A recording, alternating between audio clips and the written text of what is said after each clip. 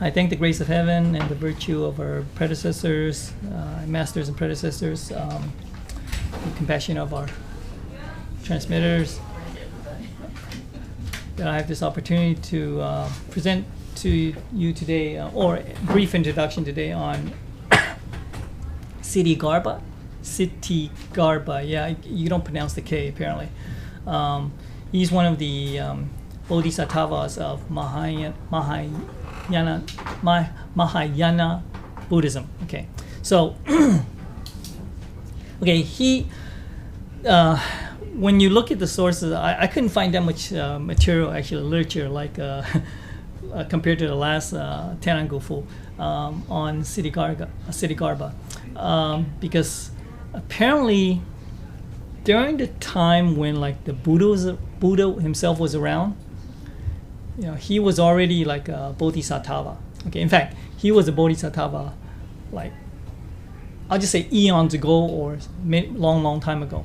Okay, so but anyway, he is considered one of the four principal bodhisattvas of Mahayana Buddhism. Okay, the others being those those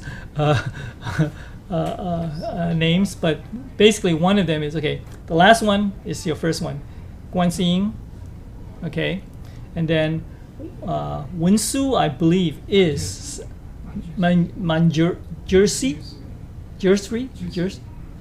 Okay, Manjushri. Okay, and then Pushen is Samantabhagra. Okay, and then the last one is Dizanggufu. He's the Ksitigarbha. Okay, so in fact, those are the four well known. Okay, in if you go to Southeast Asia, they're very well known. Okay, and they also represent. Remember what Kai was talking about? Lecture Kai was talking about before? The four what? Well, they represent the four Buddha. What they call it? Four Buddha. Yeah. Well, not only vows, but the four Buddha aspects. Okay, one is great compassion, great wisdom, great love, and then the great vows. Okay, so anyway, when we talk about today, we're only basically talking about Dizang or Ksitigarbha. Okay, so the name, if you translate it, is like, I don't know, earth treasure, earth store. These are just various translations of his name. Okay, and he basically, the great vow that he made was what? To take responsibility for the instruction of all beings in the six worlds between the death of the Buddha and the arrival of Maitreya. So basically, according to one literature, it is said that he had promised the Buddha when the Buddha was still around. And he had said that, okay. I was forced in here. Oh, okay, yeah. Yeah. That's sad. Yeah. Basically, he had told the Buddha. He says that upon once you leave this world, then he would go to the underworld and do everything, do all that stuff. Okay, to try to save the people in the underworld, and then until the arrival of Maitreya. Okay, but that's according to one literature. The other literature, another literature, talks about the fact that it's not just the hell that we know of, or I shouldn't say hell. It's really what he represents is he is to save all beings that goes through the six paths of reincarnation. Let's put it that way. So it isn't necessarily hell. Okay. So we normally associate him with the underworld, but really his, according to one literature anyway, is the fact that he is to save all beings that go through six paths of reincarnation. Okay, and so therefore, in that sense, it isn't just the underworld, the people who suffer. Okay, according to one literature. Okay, but anyway, and then of course he, and as part of his vow, he said, okay, I won't become a Buddha until all hells are emptied. Okay, but again, here the hells, according to one literature, is not, it's all six paths of reincarnation. Okay, and that is why if I skip forward a little bit, okay, for a little bit. Oh, wow, what happened here? Okay. Okay. I don't know what happened in the format, but anyway, in the description number 3, one of the things that's notable about the most of the literature or all the most of the depictions of Ksitigarbha shows him standing. Okay, he has a bald, shaved head, standing a regular monk-like, robe, and then he holds a staff in his right hand and a jewel. It's I'll explain what the jewel is later. But anyway, so and in his staff, have you noticed that when you watch like kung fu movies, and they shows the past, and you see the priests, you notice that they always hold a staff sometimes. Yeah, and the staff is like it's a little bit ornate, but it also has like rings around it. Yeah. Have you guys ever noticed that? Have you any of you? You guys? The Dharma master has. Yeah, right. It's usually like sometimes the abbot or the the higher senior monks would have it. Okay. And you notice that it has rings on it. Yeah. Anybody know? Do you know why? To scare away to warn them that he's coming. That's one interpretation. That is correct. Yeah, the idea is really to make a sound, so that it warns people that they are coming. One interpretation, another interpretation says the fact that it says it's to warn even the insects or whatever, to get out of the way, like the ants or whatever, so that when they tread, when they walk, that is, when they walk, they don't accidentally step on those insects. Interesting. Okay. Now, you also notice that there are different types of staffs. Okay, one has 4 rings, another has 6 rings, and then the other one has 12. Another, I don't know, the most ornate one has 12, and it comes in like either 2 rows of 6, one on top of the other, or different configuration. But the point is that it has 12. Okay, does anybody know why it's 4, 6? Or 12? No idea. Right? Okay, yeah, I found that out when I was reading the literature. Okay, the 4 represents, for those with the 4 represents the 4 noble truths. That's why there's 4. Okay, and then the 6 represents one. Some people say it's the 6 paramitas. Okay, the 6 paramitas. And then for Ksitigarbha, his staff has 6 rings on it, and that's one interpretation is saying that it has to do with the 6 paths of reincarnation. The 6 paths of reincarnation. Okay, and then for those that have 12, the 12 represents the 12. 12. 12 links of 12 links of independent or origination. Right, that's what that means. Yeah. So so there is a reason why there's the number of links. Okay, but anyway, I'm getting ahead of myself. So, so according to one interpretation, his vow is to say when he says all hells. Okay. That's what it is mostly associated with today, which is the underworld. Okay, it has nothing to do with asuras or whatever. Okay, it's only typically associated with just one. Okay, according to some literature. Others say that it's actually all 6 paths of reincarnation. But it's mostly he's mostly known for that. Okay, and there's a reason why, because there's a story about it when I talk about its history. Okay, so anyway, he is mostly known, or very well known, mostly in China and Japan.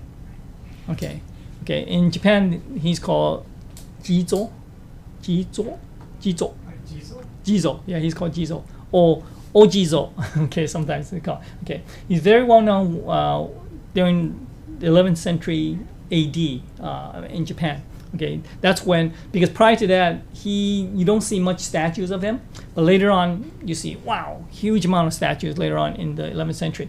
Okay, and in Japan, he's known as the guardian for travelers and of children. Okay, and also he's a patron deity of deceased children and children who died before their parents. So that's why on his statues,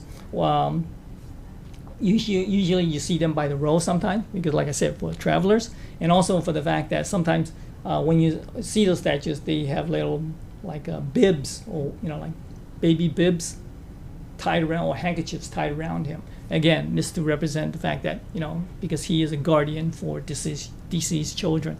And the idea is that because the belief in Japan was that if for the children who passed away before their parents, or they were aborted fetuses or whatever, they don't have enough merit or enough cultivation to cross into there's like the river Styx in Greek mythology. You cross, there's a ferryman that ferries your soul across to the hell. Okay, so in the same way they can't cross, and what they the children has to instead pile up stones, okay, along this the riverbank or whatever, as a way of trying to represent, like when you in like stupas. You know what a stupa is? Explain. It's where they. It's like a small temple. Yeah, it's a shrine. Where they put the ashes. Like a shrine. Yeah. Where they Because have in Japan, relics. well, it's not only in Japan. In other Southeast Asian countries, you see these stupas by the side of the road sometimes. And a stupa is nothing more than essentially like a shrine, like your Thai says, or a temple for either, it could be like a tudigong, it can be, but mostly associated with like Buddhas, etc., or bodhisattvas. Okay, but anyway, the idea of stacking stones is to represent like building a stupa, just like very much in if you go to Tibet or Nepal or whatever, you'll see like these stupas, literally these stupas. Okay, and they're very simple, but they're nothing more than just like stacked stone, so to speak. Okay, so anyway, the idea is that because the children can't cross that river to go to wherever they have to go to reincarnate, etc. So therefore, he's a patron deity for them, is because he sort of like protects them from the ghosts or the the spirits that come after the kids. Okay, so anyway, that's what it is in Japan. In China, okay, he's known as 大圆地藏菩萨. 大圆, okay. Oh, I didn't write it in Chinese. Okay, 大圆大愿地藏菩萨. Okay, and he didn't really come about like in Japan. He didn't really come about until the 5th century AD. Okay, he didn't really. Now, why 5th century? Because the sixth patriarch, right? He was born in what? Well, lunar February 8th in the 6th century or 7th century. 638. That's 7th century, right? 7th century. Okay, so he was born at that time. But prior to him being born, he was already somewhat known as a bodhisattva already. Okay, so anyway, today, we celebrate his birthday because in what happens in lunar month June of every year? I mean July. Excuse me.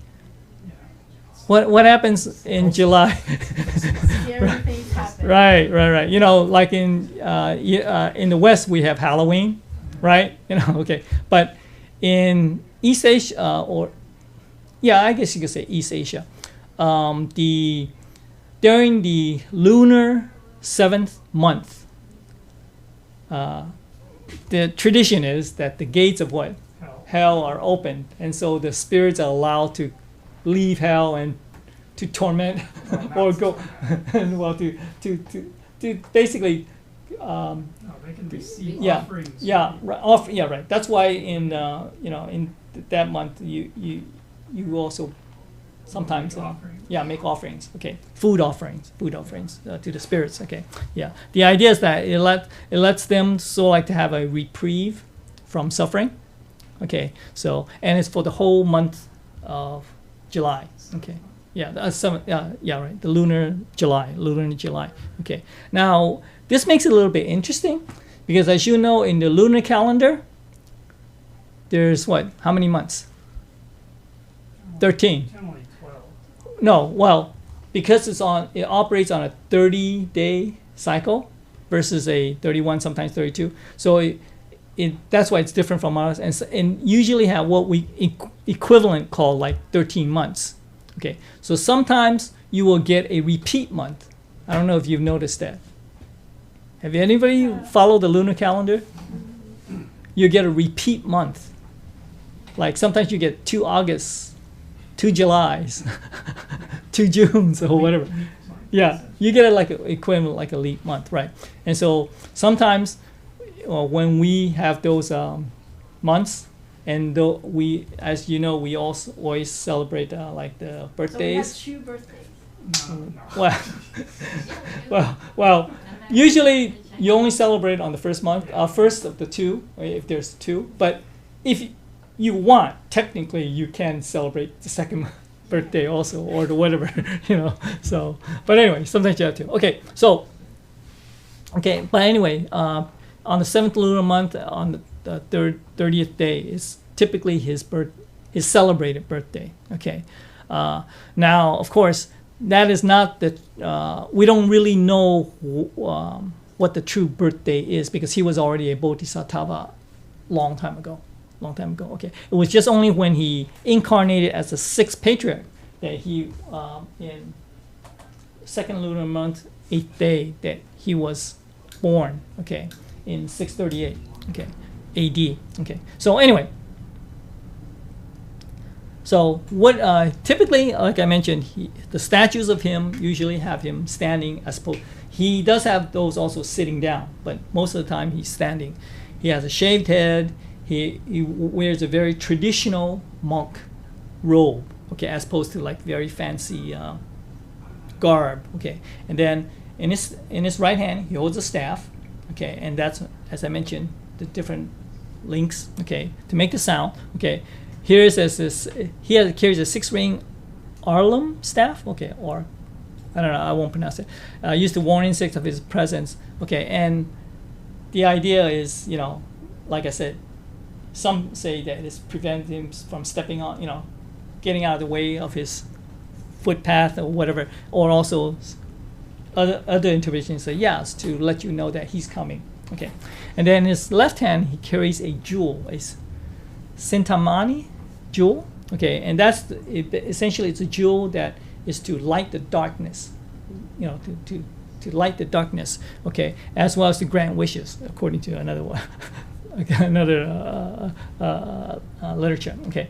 And below him, he's usually standing on a lotus flower, platform, so to speak, okay, and that's the traditional symbol of of purity, okay, because what does everybody still remember the symbolism of the lotus flower? Why? Because in Buddhism, there's always there's a lot of emphasis on the lotus blossom. Okay, still remember it? No. Okay, good. Yeah, growing out of the mud. The mud is the murky world. Okay, the filthy world, and then the roots are in the mud, and then it grows a stem which comes up to the surface, which rises above the water, and the water is to represent what? The bitter sea that we refer to typically, and then it blooms above the water, okay? And so it means that you rise above what? The bitter sea as well as the the the filthy world, if you will, and then or you arrive at the shore or nirvana. Okay, so that's the whole idea of the Buddhist symbolism. Okay, and now so this is the story of Ksitigarbha. It was first described in the Ksitigarbha Bodhisattva Puva Pranidhana Sutra. Okay, it's one of the most popular Mahayana sutras, by the way. The sutra is said to have been spoken by Buddha towards the end of his life, okay, to the beings of Trayas,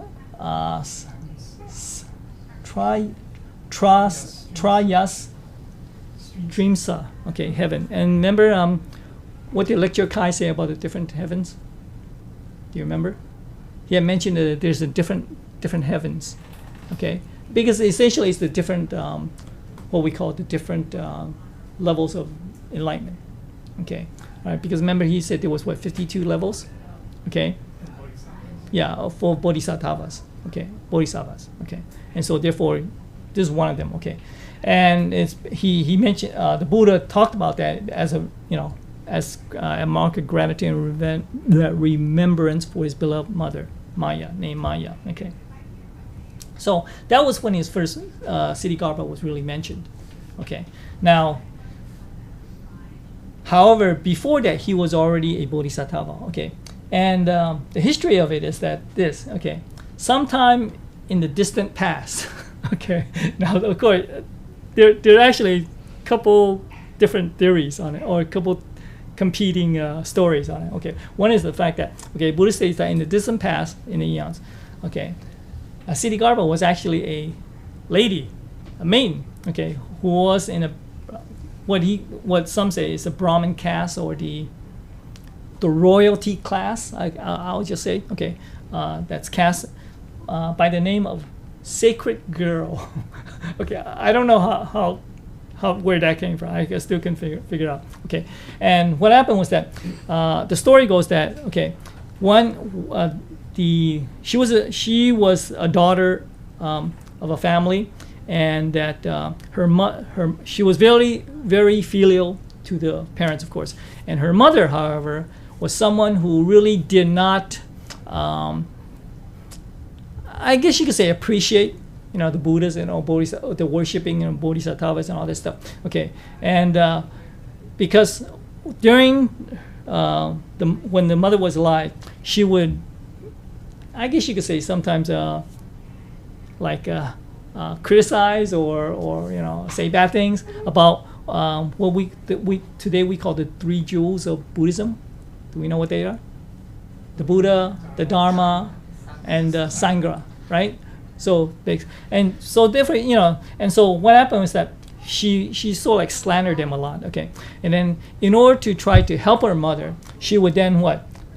Because she knew, so she sort of knew, said, okay, because in Hinduism there's already understanding of reincarnation and also the idea of cause and effect. So anyway, to save her mother from the great tortures of hell, because she thought that because if you slander the Buddha, etc., you will go to hell.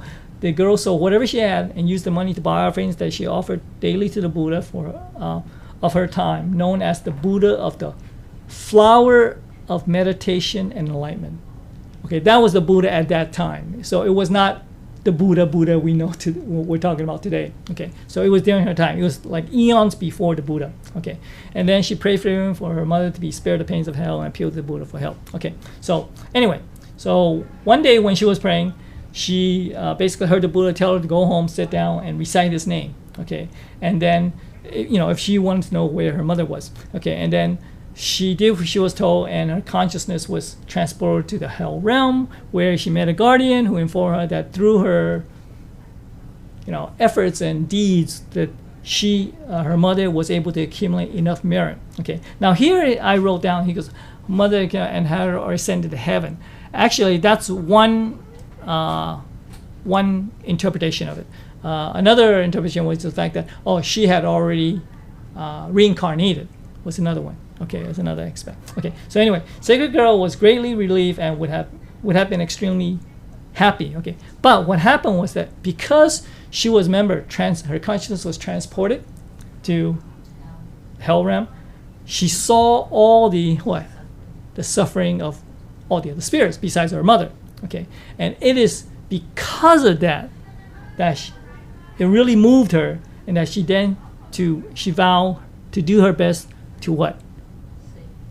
Right. So not only her mother, but she would do it for all the people who were suffering. Okay, and it will be in her future life, for karpas to come. Okay, kalpas to come. Okay. So anyway, so that is in a way how it got started, in the sense that why is it that Ksitigarbha made the vow he made? Okay, right. So again, in previous life, she was a female, and then by the time Ksitigarbha became a bodhisattva, okay, he was at that time a he, okay, a different different gender. Okay, so anyway, so pretty much that's most of what I could get out of the research material. Okay, because a lot of the research material that I was looking at really talked about the same thing, so it was just repeated itself. Okay, there is, however, another one about it's a little bit different. Okay, it talks about the fact that, remember I said her mother got reincarnated, right? Some said, okay, instead she ascended heaven. One is that she got reincarnated, and she got reincarnated as a dog. Okay, all right, and through, you could say, karma, whatever, she met the dog, and then eventually what?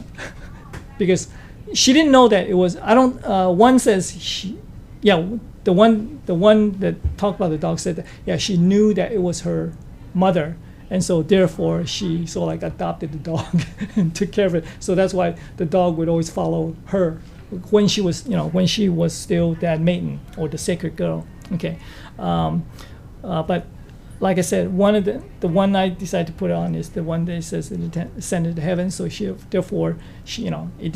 reincarnate as a dog or anything like that. Okay, so that's why Ksitigarbha, in most by the time Ksitigarbha was around, there was already many eons past when she was a sacred girl. Okay, so. Let's see. Pretty much that's. Oh, okay. Yeah. The other thing about it is that sometimes Ksitigarbha gets confused with. There's the story called what? Journey to the West. Right? Xi Yu Ji in Chinese. Okay. And who is the monk that rode on the horse? Tansang, right. This is during the Tang Dynasty. Okay, yeah, and he gets confused with Ksitigarbha because some of the portrayals of portraits, not portraits of statues of Ksitigarbha, shows him sitting down, and he sits on again a lotus platform, and on his head he wears a crown. Okay, just like what? Tansang or the monk that went to the West to look for the scriptures. Okay, so and each the crown's the same, I think, because in the sense that it has 5 leaves, and it represents, and each of them it depicts one of the most notable Buddhas. I forgot the names. I didn't mention it because it was something on the side, but it represents the 5 very prominent Buddhas, and so. Again, because of that crown, some people sort of confuse him, Ksitigarbha, with the monk. Okay. That's pretty much I got. I should have included pictures of the statues, but I don't have it. But anyway, so that's pretty much all I got out of it.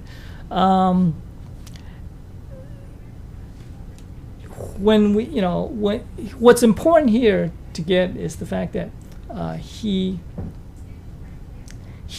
promised the Buddha that he says he would be, or perform his duties between the time when Buddha passed away to the arrival of Maitreya. So that is why today, we still know him, and also we have scriptures by him. Okay, especially the one after when the 2004 was it that the tsunami or that happened in Indian Ocean? Is it Boxer Day? Yeah, Boxing Day or Boxer Day? Yeah, Boxer Day. Yeah, in 2004. Yeah, and then as you know, many people died, like 250, around quarter of a million people. Around a quarter of a million people passed away, and is it in Thailand or is it in Malaysia? Indonesia. Yeah. No. This, okay, and then in Thailand, after the tsunami, in one of their Dharma class. yeah, I guess you could say Dharma class, right? He came to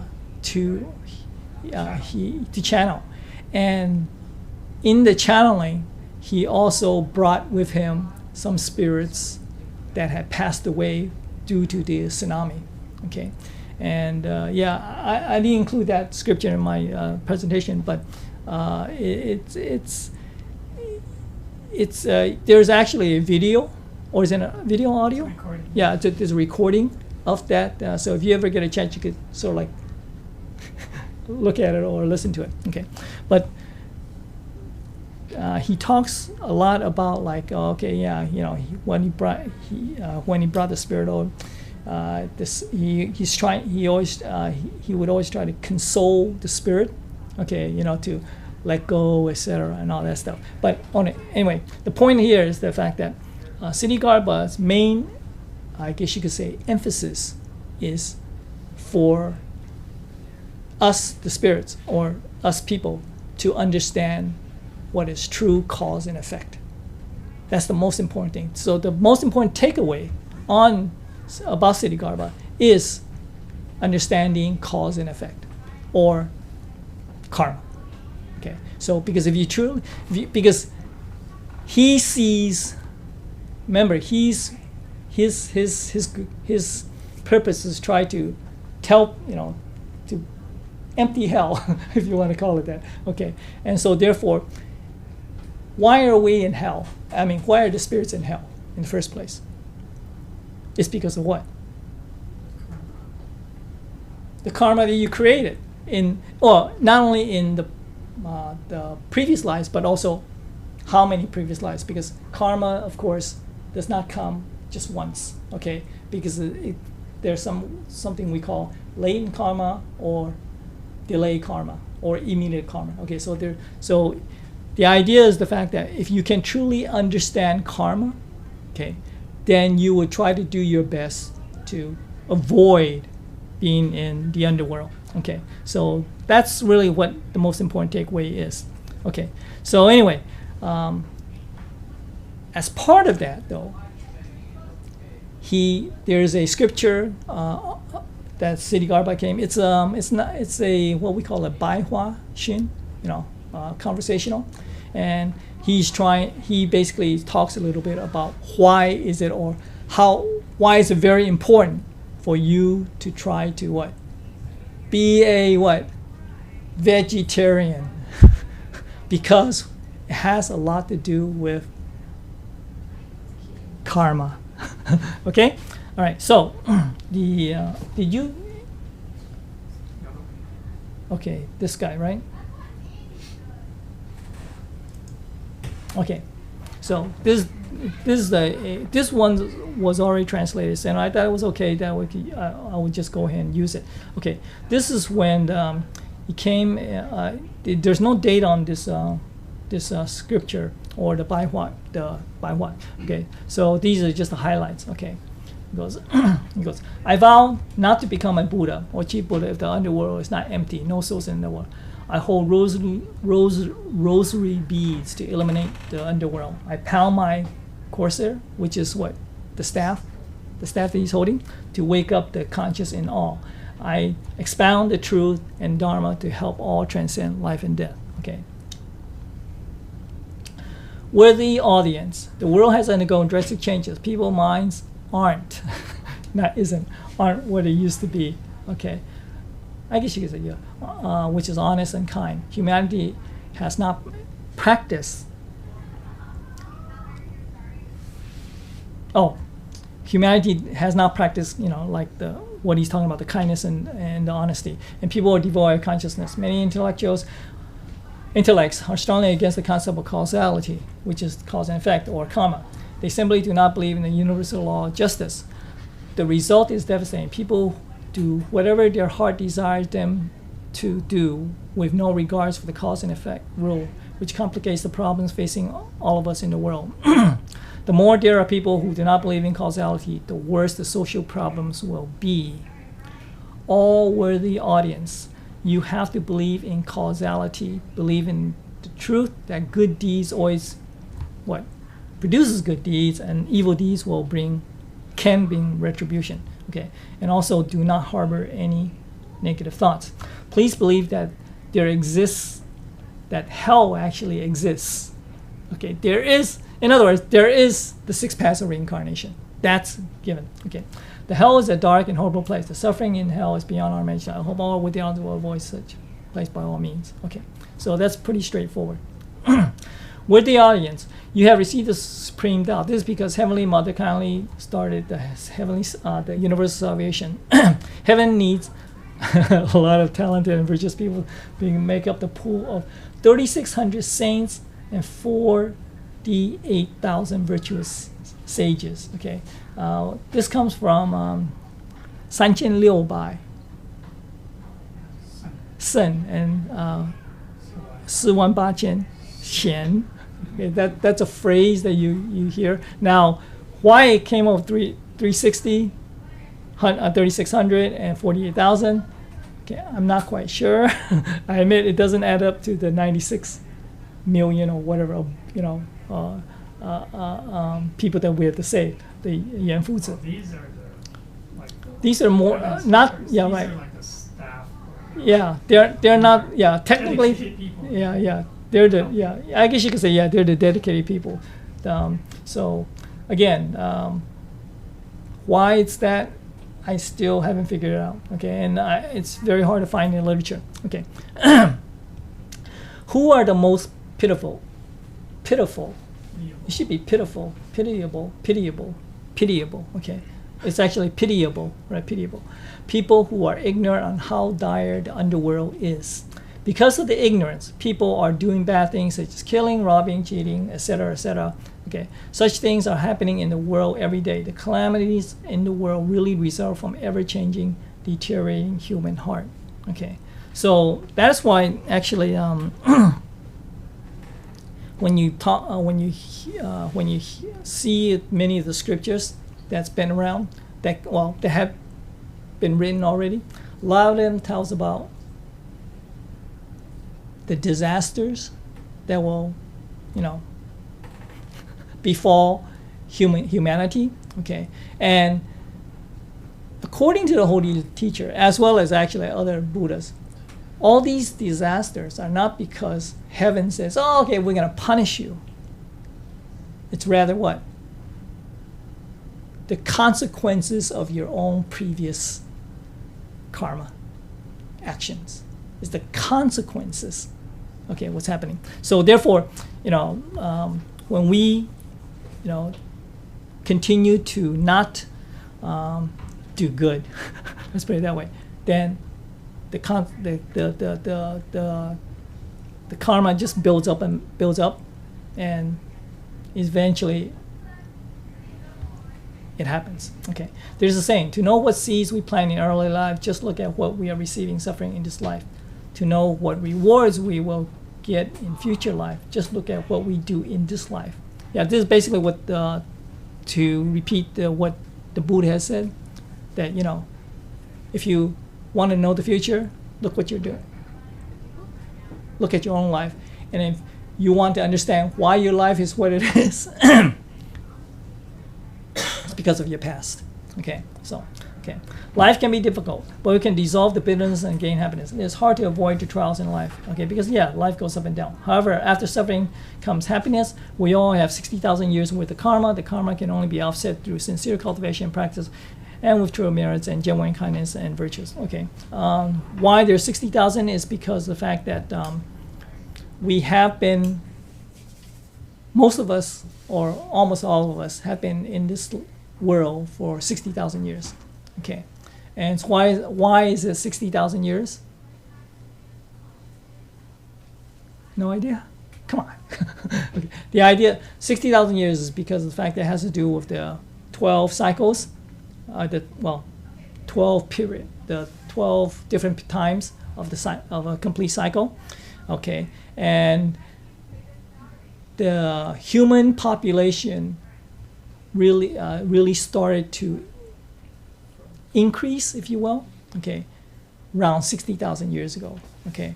And so therefore, almost all of us today are, in a way, probably related.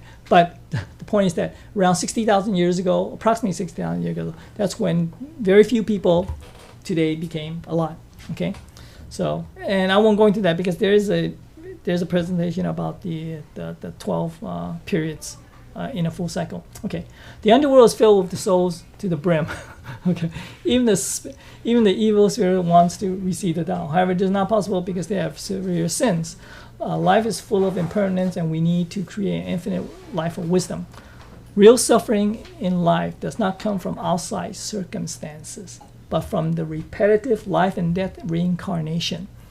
Life's true happiness does not lie in the wealth we own, but in the ability to transcend the cycle of life and death. Okay. So the reason why that we continue to, we have suffering and all that stuff, is because of the fact that we constantly accumulate this karma. Every life we go through, we may want to do some good, but we also do some bad. Okay. And because of ignorance, we're unable to understand that. Okay. And so therefore, all we do is just follow what we want to do. And each time that you go through a cycle of incarnation, you just accumulate. You constantly accumulate. Because if you think about it, if you have done the reverse, where instead of accumulating bad karma, if you will, you're accumulating positive karma. Now, if you think about it, if you go through that way, what would happen in the long run? You will probably become a saint or one of the virtues, the sages, right? But instead, most of humanity has what I call devolve. We have devolved. We have gone the opposite direction. And so therefore, we are constantly accumulating, and therefore, we constantly go through this cycle over and over again. Okay. So what is the most distinguished regal flower in the world? Lotus. Okay, lotus is pure, although it grows out of the mud. It demonstrates beauty.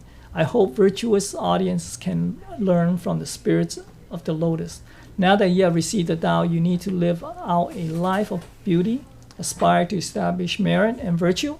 And on top of that, you need to learn to become a vegetarian. Okay, and this is where it gets to why you need to be a vegetarian. Because as I explained earlier, each time, by the way, becoming a vegetarian, okay, it's not to say that, you're getting merit, okay. It's rather you're not getting demerits, okay, it's a little bit. Because what you're doing when you become a vegetarian is because you are saying, okay, I'm going to not, kill, to eat and all that stuff for food, okay? And so therefore, you're no longer creating the karma of what? Killing, okay? Now, it's not a merit in the sense that, by being a vegetarian, you're doing good. Well, it's more like you're doing what you should be doing anyway, okay? You should be doing that anyway. In other words, because by not being a vegetarian, you're choosing, in a way, to do what? Killing. You're willing to kill to satisfy your appetite. Okay. So therefore, by not killing or being a vegetarian, you're just saying that, okay, I'm not going to use food or killing as a way to satisfy my appetite. Okay, so that's why being a vegetarian just means the fact that you cut off the karma of killing. Okay, because remember, Holy Teacher mentioned that there are what, 5 disciplines. Okay, one of them is what? The first discipline is what? Killing, right? So if you need to be able to first cut yourself off from killing, and so therefore the discipline of not killing is what? To be a vegetarian. To be a vegetarian. Okay, so okay, now here there's just a poem, and it's okay. Well, I guess we'll just go over it. The moment we understand our true heart, we must conceal our capabilities and nourish our true virtue. The moment wildfire, which is our temper, is extinguished, what remains is only Buddha within us. When our heart is pure and still, marvelous wisdom will extrude. Okay, when we awaken or can see through things, we rise above the bitter sea of life and death.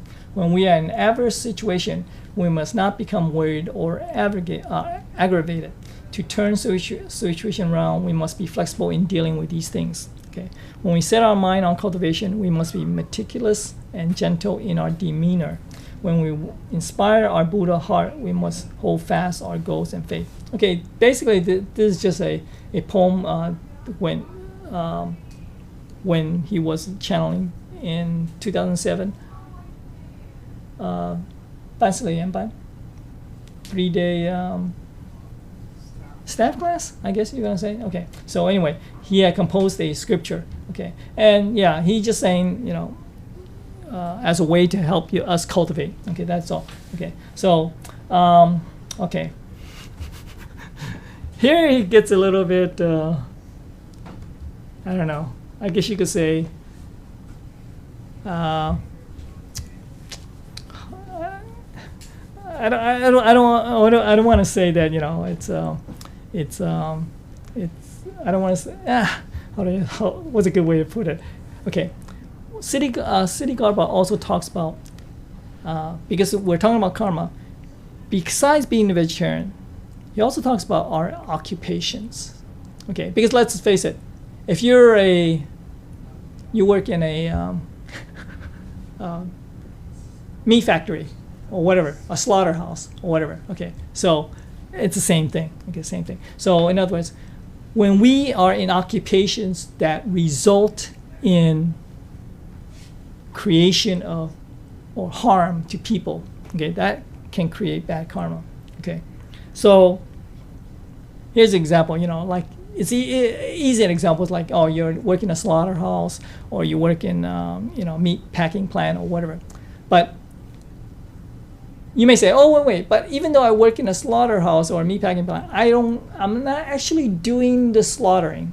Okay, I may be just packing the food, or I may be just the driver for the company. Okay, unfortunately,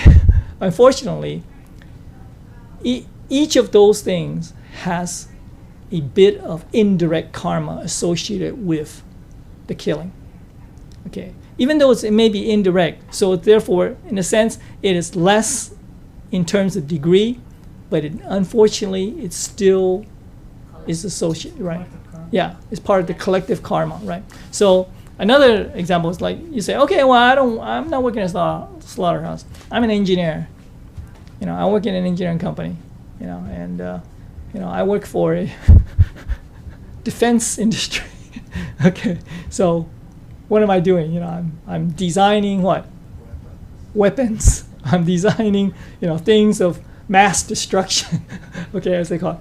So, in the same way, you do have this collective karma. Okay, so that is why sometimes you hear about the fact that, okay, why is a certain people, a group of people, or some people only, something bad happens to them. Okay, that has to do with their collective karma. Okay, so anyway, so this is something that's harder to digest, I admit, but it's something that you need to keep in mind. Okay, so here it goes. As a cultivator, we don't want to eat flesh of other sentient beings. Moreover, we should also advise people not to eat meat, flesh of the other sentient beings, because all sentient beings could have been our parents in previous lives. If we know the law of causality, because if we know that the law of causality spares no one, okay, how can we bear to see them suffer because we create bad karma due to ignorance? Okay, so again, the idea is that he's emphasizing the fact that we need to really try to cut off that karma of killing. Okay, all right. Especially direct killing. Okay, now indirect it's harder to do, but you should eventually try to also cut off the indirect, okay, karma, okay, or the collective karma. Okay, so here he gives some examples of the various things that can create bad karma. Okay, people who raise animals for slaughtering. So if you were just say, okay, no, I'm just a hog farmer, I don't kill any of those hogs or whatever, but you raise them for what? For slaughter. Okay, so therefore you do have collective karma. The slaughterhouses themselves, you're actually doing the slaughtering. Okay, also people who sell meat or food. Okay, so you may say, I'm just a merchant. I just sell what is produced. Okay, I don't do any killing and all that. I even don't do any packaging and anything. I just take something that's given to me and I sell it. Same thing. Okay, again, it's indirect, but nevertheless, it is still karma. Owners or investors of supermarkets that sell meat and fish. Okay, here it's a little bit different. Especially for people who do stocks. You buy stocks, right? Okay, so I'm just an investor. I don't do any killing or whatever. I just give them the money to invest, and I just get a cash profit, or I get a profit in return. So if you invest in anything that is involved with slaughter, again, you're linked to that karma. Okay. Then this is even harder to like that. Just anyone who works for a restaurant that serves meat, fish, etc. Okay, whether it's the owners, investors, chefs, waiters, dishwashers, and busboys. Okay, so in other words, even if you work for a restaurant, and you're saying, okay, no, I'm just a waiter, or I'm just a dishwasher. No, let's put it I'm just a dishwasher. Well, guess what? You're in a restaurant that serves flesh, meat, and so therefore you will still get some collective or indirect karma. So when you think about it, when you go through, when you think about the list, you realize that, hey, even though you're not, directly killing or whatever, you're still getting indirect karma from the killing. And so therefore that's negative karma, which can then build up and affect you in the future. So drivers, now we're talking about the transportation industry here. So you're just a guy who just transport things back and forth. Same thing. You're not doing any slaughtering or whatever, but yet you are still affected by this karma. And so anyway, so it's basically anything that supports the right. So anything that supports the slaughter industry, so to speak. Okay. But not only that, when we say slaughter industry, we don't mean directly slaughtering of animals. We're also talking about what? consumption stuff. Besides consumption, as I mentioned, the defense industry. Oh, yeah, right. That you don't think about it, or engineering. Okay, you create machines to do the slaughtering, because today, let's face it, a lot of the factories are going automation, right? Go automation. So therefore, even if you design machines that will be used, intended purpose is for what? Slaughtering, you're affected. You build, oh, I'm just an engineer. You know, I just build guidance systems for for missiles or whatever. It doesn't matter. You're still affected. What about the builder, building the building? Yeah, right. Yeah. I thought about that. I go, wait a minute. But as an engineer, suppose let's just say I only work in the auto industry. Okay, auto industry seems fairly safe, right? Auto industry. Okay. And it just so happens that the truck or the whatever I built, okay, gets used by Terrorists. right, or it could be it could be terrorists, or it could be what, the transportation of meats. What will happen then? I mean, that's not. That's very subtle, That's not really, because that's not the specific purpose. right? Unless you're what, designing transports for what? Yeah, if it's specifically designed. Right, if it's specifically designed for the transport of what? Animals that get slaughtered or whatever. Okay, then yes. But typically it would not be. Okay, you would think that it would not be anyway, and I hope it would not be. Okay, so Good question. Yeah. If you are in technology, you build a particular part, and no one says that this is going to be used in a weapon, but the builder of the weapons decide to use your technology into this great weapon. What happens? yeah, that's a good question. Okay, yeah, suppose, okay, as an engineer, let's say I create a patent, right? I have a design, and I have a patent. Now I can go and have, because I want to protect my design, so I go and have it patented, right?